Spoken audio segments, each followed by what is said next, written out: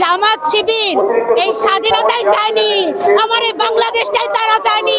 1971 সালে তারা ঘর থেকে আমার মায়েদেরকে, আমার বোনদেরকে নিয়ে হানাদার বাহিনীদের কাছে তারা তুলে দিয়েছে।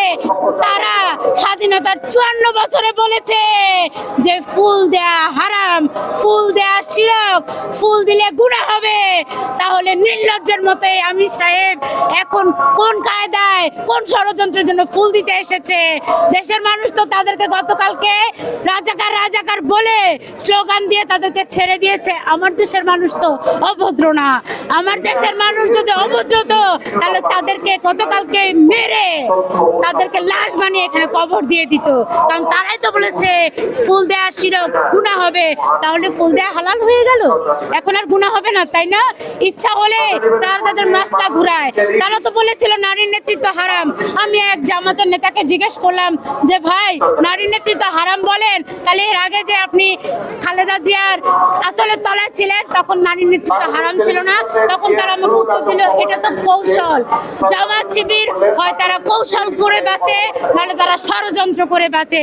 তারা কোনোদিন বাংলাদেশ চায়নি। বাংলাদেশ যারা আমার এই বাংলা ভাষাকে উপেক্ষা করে বলে ইনকিলাব ইনকিলাব, আমরা নতুন ধারা বাংলাদেশের পক্ষ থেকে তাদের শাস্তি চাই। যারা বলে ইনসাফ ইনসাফ, আমরা তাদের শাস্তি চাই, শাস্তি। কারণ যে বাংলা ভাষার জন্য আমার দেশের ভাইয়েরা প্রাণ দিল, যুদ্ধ করলো, শহীদ হয়ে গেল, সেই বাংলা ভাষাকে উপেক্ষা করে আপনারা এসব উর্দু ভাষা বলেন। যারা বলে আজাদি আজাদি, তাদেরকে বস্তাবন্দি করে পাকিস্তান পাঠিয়ে দেওয়ার জন্য আমি দৃষ্টি আকর্ষণ করছি।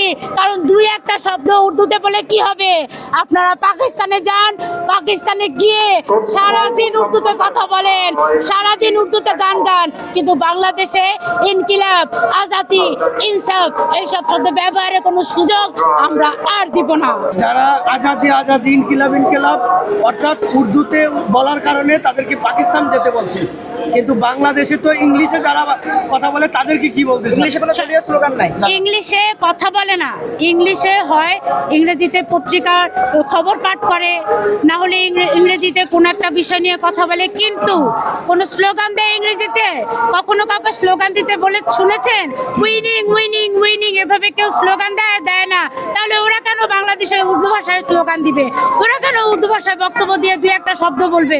হবে না তো।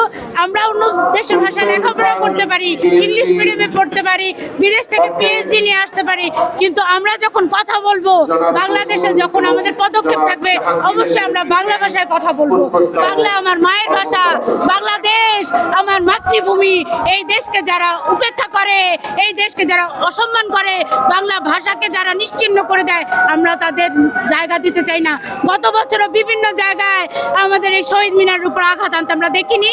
বিভিন্ন স্কুলে শহীদ মিনার ভেঙে ফেলেছিল, শহীদ মিনার উপরে ছাগলের একটা বাজার বসিয়েছিল, আমরা দেখিনি। বাংলাদেশের মানুষ অন্ধ না। ইনকিলাব বলে যে 1971-কে ভুলে যান। ইনকিলাব মঞ্চ যারা করে তাদের বক্তব্য শুনবেন। তারা বলে যে 1971 না, 24 নাকি আসল স্বাধীনতা। কি মিথ্যা বলেছি? নতুন ধারা বাংলাদেশ মিথ্যা বলে না। দেশের 20 কোটি জনগণের পক্ষ থেকে বলবো, এরা আমাদেরকে বলেছে 71-এর প্রয়োজন নেই, যেখানে 24 আছে, তার মানে ওরা আমার বাংলা দেশটাকেই চায়নি। ওরা কি বলে? ওরা বলেছে লাল স্বাধীনতা।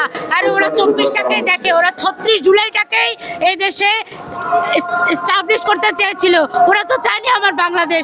তাহলে ওরা এত বাংলা শব্দ রেখে ওরা কেন ইনকিলাব মঞ্চ বানিয়েছে? ওরা এত বাংলা শব্দ রেখে ওরা কেন ইনসাফ বলে, ওরা ইনকিলাব বলে, ওরা আজাদি বলে? ওরা পাকিস্তান চলে যাবে, বাংলাদেশে থাকার ওদের কোনো যোগ্যতাই নেই। আমার নাম Shanta Farzana, senior vice chairman, নতুন ধারা বাংলাদেশ।